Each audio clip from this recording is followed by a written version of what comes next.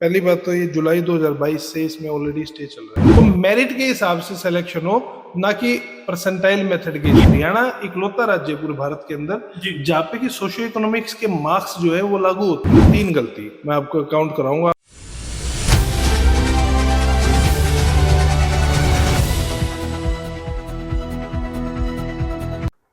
नमस्कार, स्वागत है आपका हरियाणा आज पर। हरियाणा में 5500 पुरुष कांस्टेबलों की भर्ती पर स्टे हो गया है। 1100 महिला कांस्टेबलों की भर्ती पर भी स्टे हो गया, यानी तलवार लटक गई है।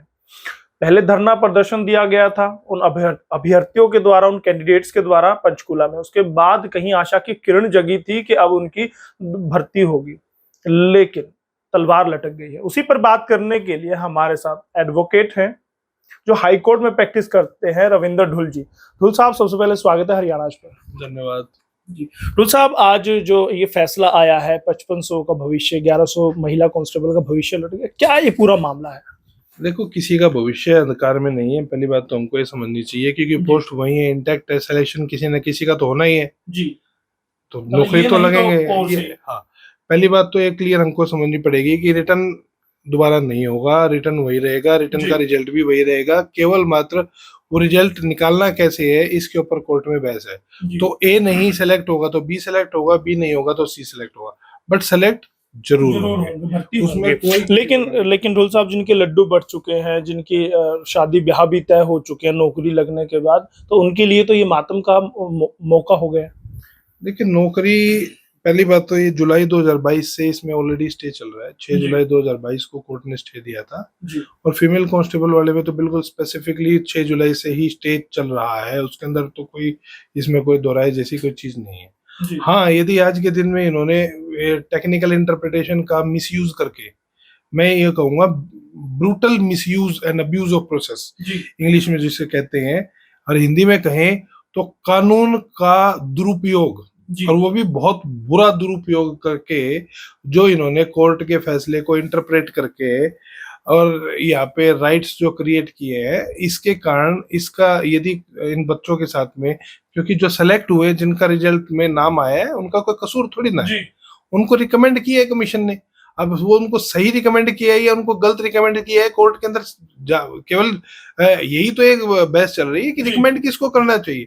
पहली बात तो इनको रिजल्ट ही नहीं निकालना चाहिए था, यही गलत है। क्योंकि इन्होंने कोर्ट में फरवरी 2022 के अंदर एक फॉर्मूला प्रपोज किया था कि भी हमसे जो पहले जो फॉर्मूला हुआ था, जिस फॉर्मूला के तहत इन्होंने फिजिकल लिए थे, जिस फॉर्मूला के तहत इन्होंने फिजिकल मेजरमेंट टेस्ट लिए थे, फिजिकल स्क्रूटनी टेस्ट, दौड़ वगैरह हुई थी, वो फॉर्मूला हमसे गलत लगा था। पहले स्वीकार कर चुके हैं, कोर्ट में लिखित में स्वीकार किया इन्होंने, ऑन ऑथ ऑन एफिडेविट की हमसे गलती हुई है। तो इन्होंने कोर्ट में इन्होंने नया फॉर्मूला कोर्ट में इंट्रोड्यूस किया कि जी हम इसको परसेंटाइल नहीं, इक्वी परसेंटाइल मेथड के तहत लगाना चाहते हैं या निकालना चाहते हैं। अब जो बहस उसके बाद में जो चल रही थी, वो इसी चीज के ऊपर चल रही थी कि क्या इक्वी परसेंटाइल मेथड भी ठीक है। क्योंकि जो बच्चे पिटिशनर्स हैं, उनकी केवल एक ही कहानी है। उनका ये कहना है कि रॉ मार्क्स के हिसाब से मैंने अगर 50 में 100 में से 50 जो अटेम्प्ट किए तो मुझे 50 के हिसाब से मिले, जिसने 60 अटेम्प्ट किए तो उसको 60 के हिसाब से मिले। तो मेरिट के हिसाब से सिलेक्शन हो, ना कि परसेंटाइल मेथड के हिसाब से। ये एक शब्द बार बार आता है, परसेंटाइल, ये आखिर है क्या? क्योंकि इसी के चक्रव्यूह में ये बच्चे उलझ के रह गए हैं। देखिए, नॉर्मलाइजेशन हालांकि जो है पब्लिक, उसके अंदर एक बड़ा एक बढ़िया, मैं कहता हूँ, मेथड होता है। मल्टी जो जितने भी मामले होते हैं, मल्टी अलग अलग शिफ्ट वाले जो मामले होते हैं, उसके अंदर वो इसलिए किया जाता है कि यदि क्वेश्चंस के अंदर वेरिएशन हो, किसी क्वेश्चन पेपर का डिफिकल्टी लेवल ज्यादा हो, किसी का कम हो, तो ऐसे में उस क्वेश्चन पेपर को फेस करने वाले जो बच्चे हैं, उनके नंबर नेचुरली कम आएंगे जिन्होंने ज्यादा डिफिकल्ट पेपर फेस किया है, बजाय इसके जिसने आसान पेपर दिया है। तो ऐसे में एक फॉर्मूला लिया जाता है जिसके तहत उस मार्क्स को स्कोर के अंदर कन्वर्ट करके और उसको परसेंटाइल मेथड में कन्वर्ट करके जो एक बेस शिफ्ट ली जाती है, उस बेस शिफ्ट के हिसाब से पूरे रिजल्ट को कैलकुलेट किया जाता है। कैलकुलेट करके, ये वेल एक्सेप्टेड फॉर्मूला है, माननीय सुप्रीम कोर्ट भी इसको अपहेल्ड कर चुकी है। वो करने में किसी को कोई दिक्कत नहीं है। दिक्कत कहाँ आती है? हरियाणा इकलौता राज्य पूरे भारत के अंदर जहाँ पे कि सोशियो इकोनॉमिक्स के मार्क्स जो है वो लागू होते हैं। तो यहाँ पे आपको नंबर मिलते हैं फादरलेस के, यहाँ जी। पे आपको नंबर मिलते हैं एजुकेशन के, जी। यहाँ पे आपको नंबर मिलते हैं एनसीसी सर्टिफिकेट्स के, जी। यहाँ पे आपको नंबर मिलते हैं आपके no government job in family के। सरकार की अच्छी योजनाएं हैं, उसमें कोई दिक्कत नहीं तो है। मंशा ढुल साहब, मंशा किसकी गलत है? क्या हरियाणा स्टाफ सिलेक्शन कमीशन की गलती है, सरकार की गलती है, वकीलों की गलती है? गलती आखिर है किसकी? 3 गलती मैं आपको काउंट कराऊंगा, आप खुद बता देना कि जी। किसकी गलती है। पहली गलती, इन्होंने गलत रिजल्ट जारी किया फीमेल कांस्टेबल का, बिल्कुल क्लियर था, कोर्ट में माना कि हमसे गलती हो गई थी। जी। जो नोटिस, जिस नोटिस की कंट्रोवर्सी के कारण ये मामला कोर्ट में पहुंचा, इस नोटिस को कोर्ट में ऑन एफिडेविट इन्होंने खुद माना है कि हमसे गलती से जारी जी। हुआ था, गलत फॉर्मूला था, हम उसको वापस लेते हैं। जी। गलती नंबर 2, जो नया जो आप लेकर के आए हैं जो फॉर्मूला, उस फॉर्मूले पे जब कोर्ट में बहस हुई तो कोर्ट में बाकायदा सरकार के द्वारा ये स्टेटमेंट दी गई कि हमारी मंशा ये है कि भी कोर्ट अप्रूव कर दे कि कौन से फॉर्मूले के तहत ये रिजल्ट निकलना चाहिए, हम उसके हिसाब से इसका रिजल्ट निकाल करके खुश हैं, हमें कोई दिक्कत नहीं है, किसी का भी सिलेक्शन हो और उसमें हमें भी कोई दिक्कत नहीं है। देखिए, किसी न किसी को तो न्याय मिलना है, बात न्याय की है, बात ये नहीं है कि मेरे क्लाइंट को न्याय मिले, बात ये है कि न्याय सर्वोच्च है, जिसका जो हक रूल है ऑफ वो लॉ उसको शुड मिले। प्रिवेल, हक चाहे किसी का भी हो, जी। चाहे वो मेरे क्लाइंट का हो, चाहे उन लोगों का हो जो विपक्ष में है, मेरे विरोधी, हक जरूर मिलना चाहिए। जी। हक और सही की बात होनी चाहिए, गलत बिल्कुल भी किसी के साथ ना हो। जी। गलती खुद मानी है इन्होंने, जी। इन्होंने कहा जी गलती। दूसरी गलती कि कोर्ट के अंदर इन्होंने ये क्यों कहा कि भी आपने, हम जो है रिजल्ट तब तक जारी नहीं करेंगे। और तीसरी गलती, बावजूद इसके कि आपने कोर्ट में कह दिया हम रिजल्ट जारी नहीं करेंगे, आपने कोर्ट की छुट्टियों में रिजल्ट जारी करने का काम किया। चौथी गलती, आपने रिजल्ट जारी करने के बाद में कोर्ट में उसको मेंटेन करके कोर्ट के अंदर ये कहने का काम किया कि हमने तो कोर्ट में ऐसी स्टेटमेंट कभी दी ही नहीं थी, जिसके कारण से उस समय पर कोर्ट में ये स्टे कोर्ट को लगाना पड़ा, क्योंकि कमीशन की मंशा बिल्कुल स्पष्ट थी, कमीशन कोर्ट को मिसलीड कर रहा था। वो दिन था 6 जुलाई 2022। आज दिन है क्या आपकी जो 14 मार्च 2000 आई थिंक 23 आ गया, तब से अब तक कमीशन लगातार झूठ बोलता रहा है, दर बदर हर डेट के ऊपर झूठ बोलता रहा है, गलत स्टेटमेंट देते रहे हैं, मिसलीड करते रहे हैं, गलत ओपिनियंस के बेस पे इन्होंने ये ज्वाइनिंग कराने का काम किया, जिसके अंदर आई थिंक ये एप्लीकेशन लगी थी।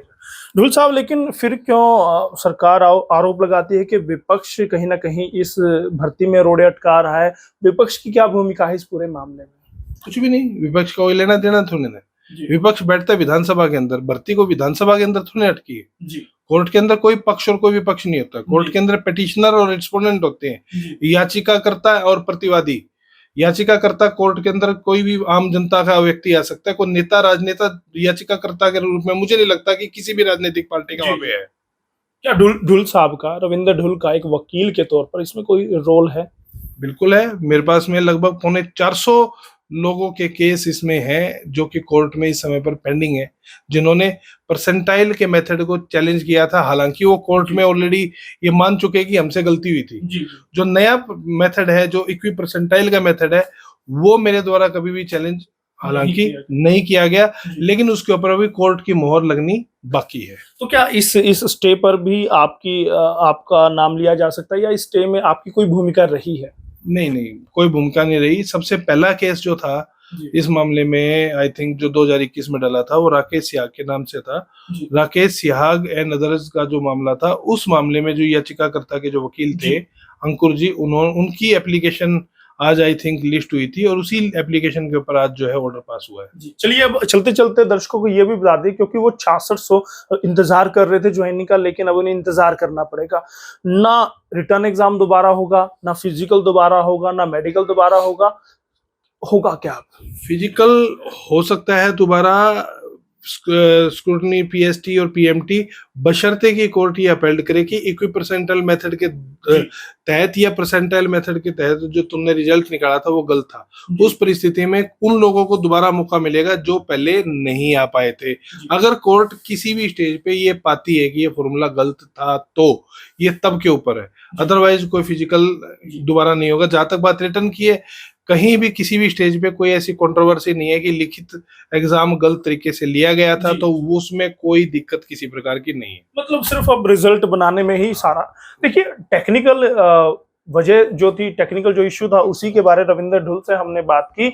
और अब भविष्य क्या रहेगा उन अभ्यर्थियों का जो पुलिस जवान बनना चाहते थे, वो कांस्टेबल बनना चाहते थे, उनका क्या रहेगा वो भी हम आपको दिखाएंगे। बस निवेदन है कि हरियाणा आज के साथ बने रहे। और बहुत बहुत धन्यवाद ढुल साहब हरियाणा से बात करने के लिए। Thank you. तो ये थे हाईकोर्ट के वकील रविंद्र ढुल, और इस मामले पर ताजा अपडेट भी हम आपको दिखाएंगे और इस पर बड़ी बहस भी महासंग्राम में शाम को 6 बजे जरूर देखिएगा। बहुत बहुत धन्यवाद। हरियाणा आज से मैं यशपाल।